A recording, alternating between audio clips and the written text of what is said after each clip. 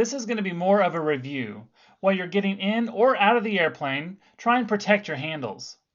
If you're moving in the aircraft, again, protect your handles, and after you move, you may want to double check your handles are in the correct position.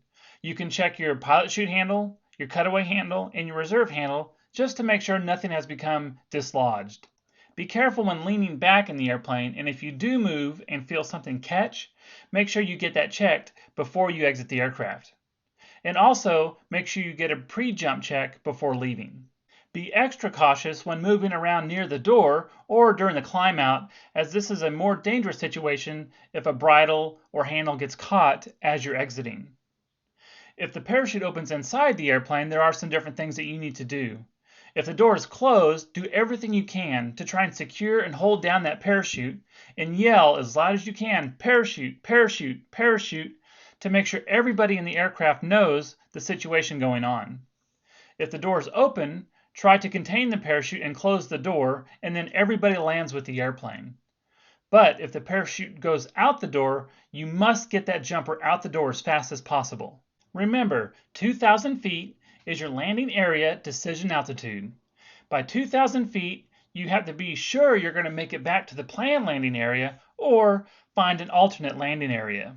If you are going to land in an alternate landing area, make sure you fly a very predictable pattern.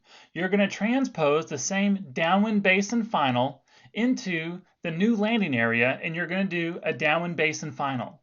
Your target should be the center of a large field. And like all landings, you're going to prepare for a PLF. After you land, you may need to collapse the canopy if the winds are blowing strong. You can either pull a toggle in, one toggle in, hand over hand, or run around behind the canopy.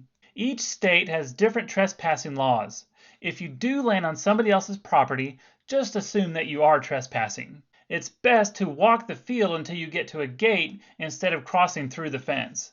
If you can go under the fence without damaging anything, that's fine also. Make sure and leave all gates as you found them and try not to disturb any cattle. If you land in a crop, such as beans or corn, try to walk parallel to the crop. This way you're not damaging the crop walking across it.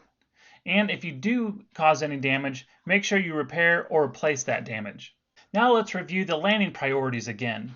The number one priority for landing is to stop all turns before the landing flare. This means no low turns under canopy. The second priority is to flare the canopy at least halfway. And thirdly, if you have enough altitude, then you can turn into the wind for landing. Remember, it's better to land downwind than to do a low turn near the ground.